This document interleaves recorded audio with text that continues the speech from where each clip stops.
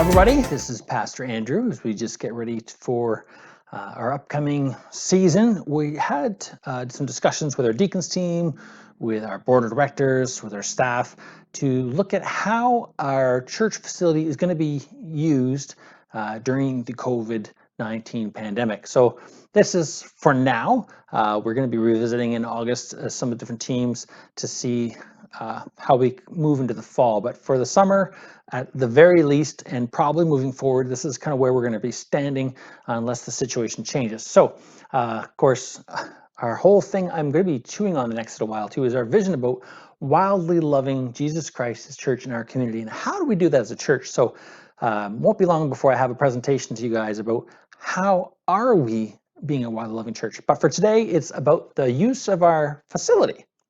So to begin, I've done some research from different people, different organizations, and I'm going to start by kind of laying a foundation for the decisions that we've made.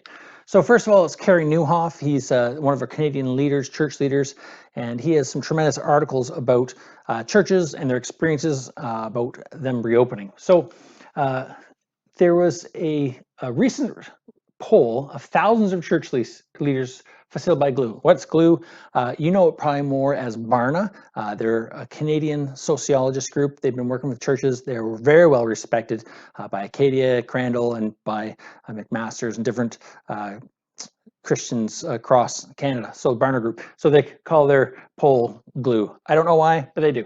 So they showed that people have little consensus around when they feel safe to gather in public. You know, I think if we polled the church, we'd find the same thing. Asked which other type of activity best signals to you that it's time to open in-person worship at the church. The most common answer was a low community level of COVID cases. That's only 21%. Other responses included when to open up the church, social distancing and stay-home guidelines are lifted, 17%. Local businesses are open, say 14%. Local restaurant seating areas are open, 8%. Testing is widely available and utilized, 6%. Schools are open, 4%. Vaccine available, 3%. So you can see it's all over the board when people feel comfortable about reopening the church. Some people are ready to go now, and some are not. So what has happened? This is the results. 15% said they would only return when all the conditions are met. Low cases, businesses open, restrictions, vaccine, etc. 10% admitted they just weren't sure. Essentially, 25% either aren't sure or are not coming back for a long time, 25%. An additional 30% of responders said they'd rather worship at home and only return when they can do it mask-free at church. That's a large percent of the people, right? So with that foundation in place, this is kind of where our leadership have come to a conclusion. This document, I'm going to email this document out to the church, and we'll also have provided it through snail mail as well, but we'll start with this video. This document will outline the plans for the foreseeable future in regards to the physical on-site ministries. The church is well and alive, but it's not necessarily in the facility. At the Hillcrest Church facility, we will be closely monitoring the government regulations and will notify you of any changes that occur to these plans. So, foreseeable on-site ministries, foreseeable future. Let's see what we're thinking. Office hours. We are going to continue to leave Andrew, myself, and Kathy working from our offices. I do come to the church once a week myself to do some recordings and such, but I've got a little studio set up here, and Kathy has all her equipment at home, and so if there's any kind of sudden change to the government regulations, moving her equipment back and forth just isn't reasonable at this time, and we will be looking at that over the next few months to see what the fall brings. Sunday worship gatherings. Honestly, there's no plans in the foreseeable future to host Sunday morning worship gatherings in our church facility. We will, however, continue to monitor government regulations and will work within them. Senior services. There are no plans in the foreseeable future to gather at the church facility as they are the highest risk group. And I'm going to get some facts for you on that in a moment. Drive-in services. At this time, we've looked at some different aspects. They do keep changing the rules, so we're going to keep monitoring it. But right now, it's impractical with the physical distancing rules in place, and I think actually those changed so cars can actually be within 6 feet. That's how fast things are changing, and the limited engagement that can take place. We're still not supposed to be singing. We're not supposed to be leaving our vehicles. Those who are 60 are still not recommended to participate. And then the question comes to, and now you're allowed to go into the building to use the washroom, but then who's going to clean it? What does that look like? It becomes impractical with our volunteer base and who we have to work with and the equipment we have and the amount of energy it's going to take to make those things happen. Vacation Bible School, youth ministry, children's ministry. The CE team has decided to not go ahead with any plans for regular programming for the foreseeable future. However, work has been started in the form of a search committee. It's actually right now, it's at the task force level of creating a job description, looking forward to our CE ministry and what do we need to do moving forward. So we are making plans. It's just for the foreseeable future, we're just not feeling safe. Weddings. Here's good news. We are available to do these as long as the provincial government physical distancing standards at that time are being followed. And we have done one wedding so far, so we are open to doing those. But there's obviously different rules in place, and we'll look at those at the time if there's a need to do them. Funerals as well, there's no reason we can't do those. We're available to do these as long as, again, the physical distancing standards are being followed at the time. Let's unpack this a little bit more. The reasoning behind these decisions. Is gathering for worship and programs permissible? Yeah, we are allowed. So you'll find there's other churches that are doing it. I know one church that is having 2 services in the same building, so they have about 100 people gathering. It's not my role to police or judge or make a call for another church. It's my role to lead this church and to make sure that you are safe and you can experience Christ in a safe way. So is it necessarily safe or practical? No, we're not feeling that it is. And this scripture came to mind, 1 Corinthians 10:23. Everything is permissible, you say, but not everything is beneficial. I have the right to do anything, but not everything is constructive. This COVID-19 situation is no way near being done. We know right now, even as of last couple of days, there's a new outbreak in China, and they figured they had it beat back in March. We're going to be in this for the long haul, folks. So let's continue to keep our mindset that way. My role, again, as shepherd is to make sure you're safe, that you're protected. In light of the following information, this comes from our government. Who are the most at-risk population? People over the age of 60. Those with chronic health issues, essential workers, and families with children in daycares. Now, at my home, my wife is a nurse, my daughter's a nurse. They both work in very vulnerable sectors. I cannot put myself in a position where I am vulnerable, because then I can make all the little babies that Emily works with and all the seniors that Holly works with, I can make them, it could be my fault. And so I need to keep that in mind. Chronic health issues, they talk about high blood pressure. That's me again. And this isn't all about me, because I know there's many of you who have COPD, you have high blood pressure, you have diabetes, there's all these things. And I know that you want to get back together, and I do too. But we need to be wise, because our at-risk population, families with children in daycares, we know there's more of that happening now than ever. And what is the highest at-risk activity? It's indoor gatherings. Indoor gatherings. So why don't we meet outside? Well, it's the impracticality of it all. And the other thing is, I've seen a lot of people, when we get together, we don't follow the rules very well. And I'm not interested in policing people.